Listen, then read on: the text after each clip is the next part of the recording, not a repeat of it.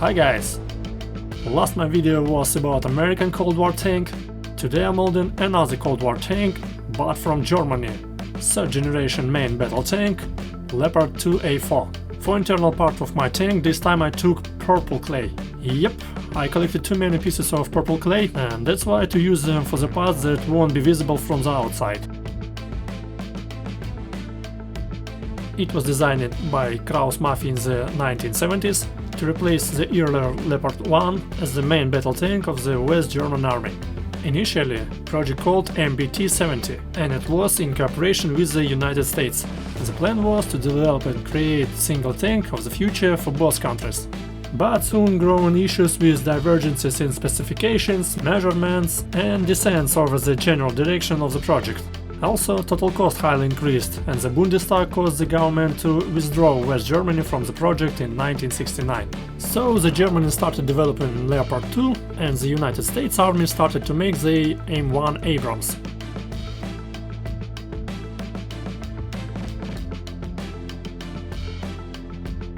The Leopard 2 has torsion bar suspension. The running gear consists of 7 dual rubber-tired road wheels and 4 return rollers per side, with the idler wheel at the front and drive sprocket at the rear.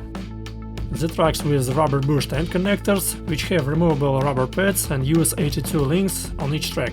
For use in icy ground, up to 18 rubber pads can be replaced by the same number of growthers, which are stored in the vehicle's bow when not in use.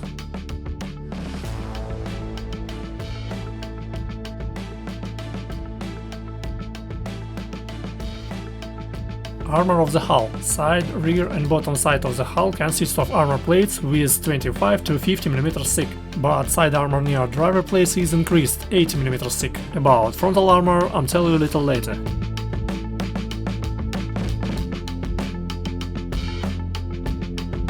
The Leopard 2 is propelled by 12 cylinders liquid-cooled diesel engine with multi-fuel capability. Engine is coupled to the transmission block, gear and brake system. It provides 1500 horsepower, transmission with hydrokinetic planetary gearbox which have 4 forward and 2 reverse gears. Engine and transmission can be changed in the field in just 15 to 35 minutes depending on the conditions and cruise skills. Top road speed 68 km per hour, limited by law to 50 km per hour during peacetime. Top reverse 31 km per hour, maximum road range of about 500 km. Made a frontal armor of the hull, and it's not a simple homogeneous armor. The armor consists of combination of steel plates of different hardness, elastic materials and other non-metallic materials. Estimated levels of protection equivalent to 600 mm armor steel plates against kinetic energy penetrators and 1000 mm against shaped charged warheads. It's pretty good, no, excellent protection for those times. Also, the Leopard 2 is equipped with a fire protection system. 4 hail and fire extinguisher bottles are installed behind the driver's station. The bottles are connected to pipes and hoses and they are activated automatically by the fire detection system when temperatures rise above 82 degrees Celsius inside the fighting compartment, or manually via control panel in the driver's compartment.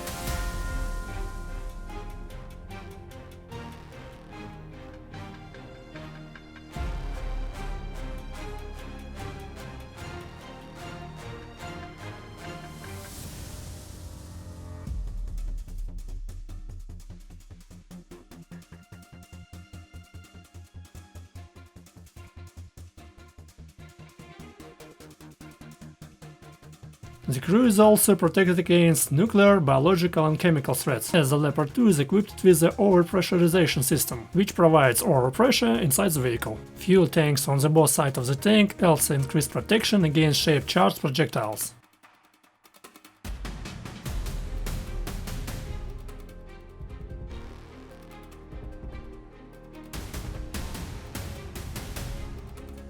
Frontal glasses 40 mm at 8 degrees, equivalent to 320 mm of welded steel with hardened upper layer. Only the driver's hatch was a vulnerable area in the frontal armor. It was upgraded in the later version of Leopard 2.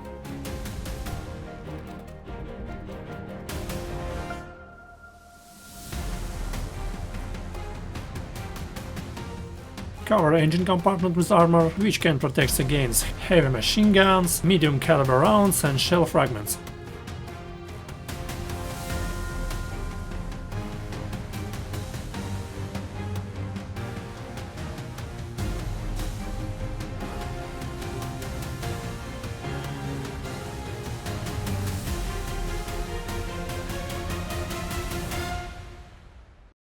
Hull of our Leopard 2 is almost done, let's look at the turret.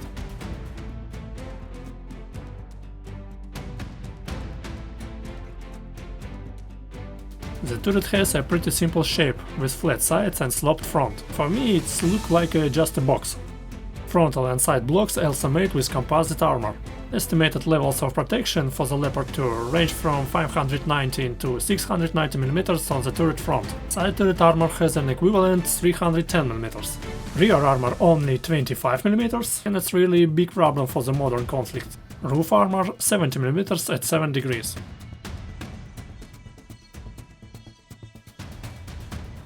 The Leopard 2's design follows the concept of compartmentation. Possible sources of fire or explosions have been moved away from the crew. As you can see, in the turret the ammunition and the hydraulic are located in compartments separated from the crew. In case of detonation, the blow-off panels on the compartment roofs will direct the explosion and fire away from the crew. And I think it's a cool feature of modern Western tank that has already saved many lives.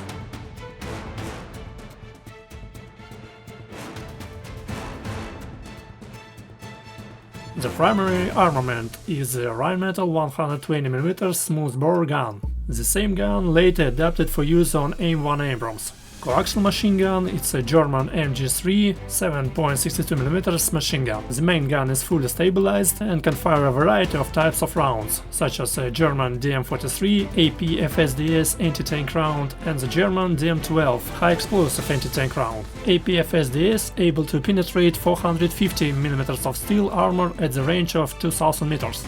Fire control system with a dual magnification stabilized primary sight. The primary sight has an integrated laser rangefinder and a thermographic camera, both of which are linked to the tank's fire control computer. A backup auxiliary telescope is mounted coaxially for the gunner. The commander has an independent periscope. This is a stabilized panoramic periscope sight designed for day-night observation and target identification. It provides an all-around view with a traverse of 360 degrees. The thermal image from the commander's periscope is displayed on the monitor inside the tank.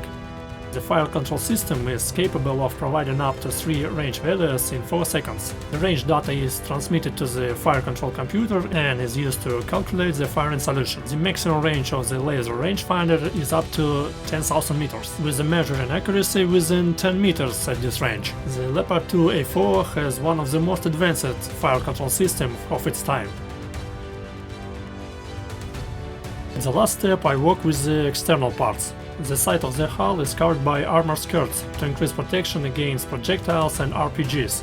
The frontal third of the hull sides is covered by heavy ballistic skirts, each 110mm thick, while the rest of the hull sides is covered by steel reinforced rubber skirts.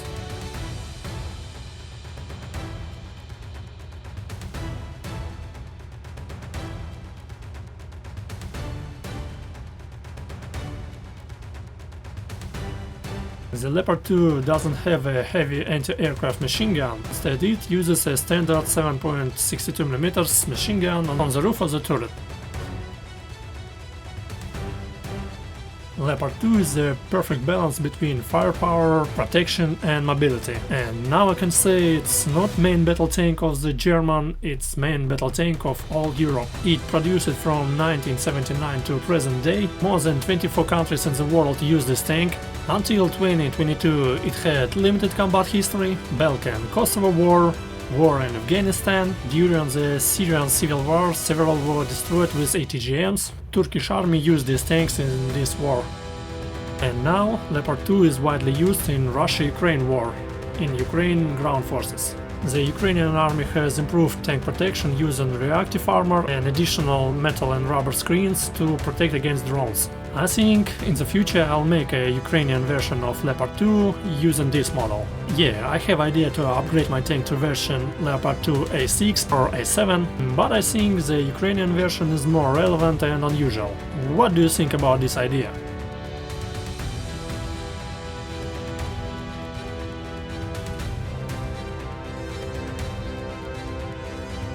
Well guys, not so many main battle tanks on my channel, hope you enjoyed. Thanks for watching, especially thanks for those who write something in the comments. Next video will be definitely not a tanky video, just wanted to make something creepy next time. So, thanks to all of you guys, and see you at the next video.